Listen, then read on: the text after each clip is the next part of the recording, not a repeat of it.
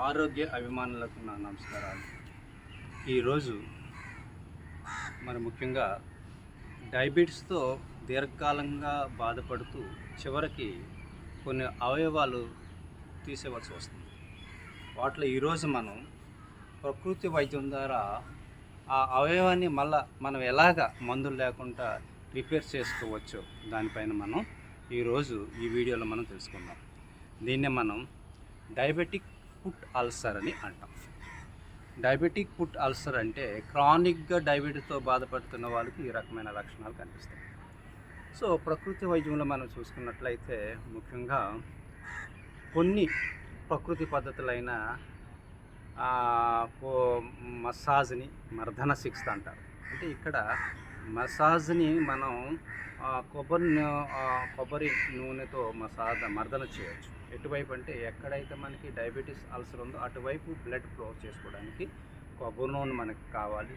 అదేవిధంగా మెంతి పొడి కావాలి. తర్వాత బాగా వేడి చేసి అంటే 100 degrees టెంపరేచర్లో మరిగిన నీరు చల్లార్చి ఆ నీరు కూడా మనకు అవసరం. డ్రై క్లాత్ అవసరం.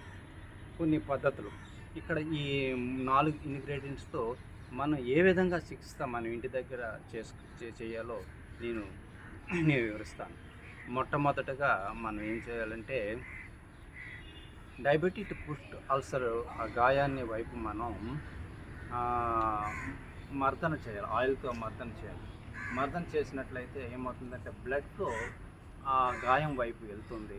హీలింగ్ అనేది స్టార్ట్ అవుతుంది.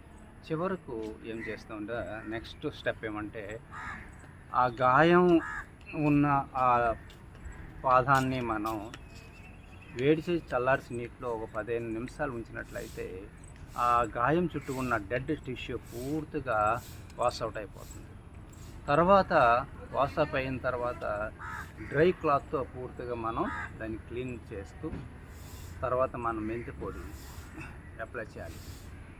ఆ మెంతి పొడి అప్లై చేస్తూ అలాగా మనం ఒక 3 వారాలు 4 వారాలు ఆ విధంగా చేస్తూ అదేవిధంగా మనం ఆహార నియమాలు డయాబెటిక్ సంబంధించిన ఫుడ్ని మనం తీసుకున్నట్లయితే 100% మనకి డయాబెటిక్ ఫుట్ అల్సర్ అనేది మందులు లేకుండా పూర్తిగా నయమైపోతుంది.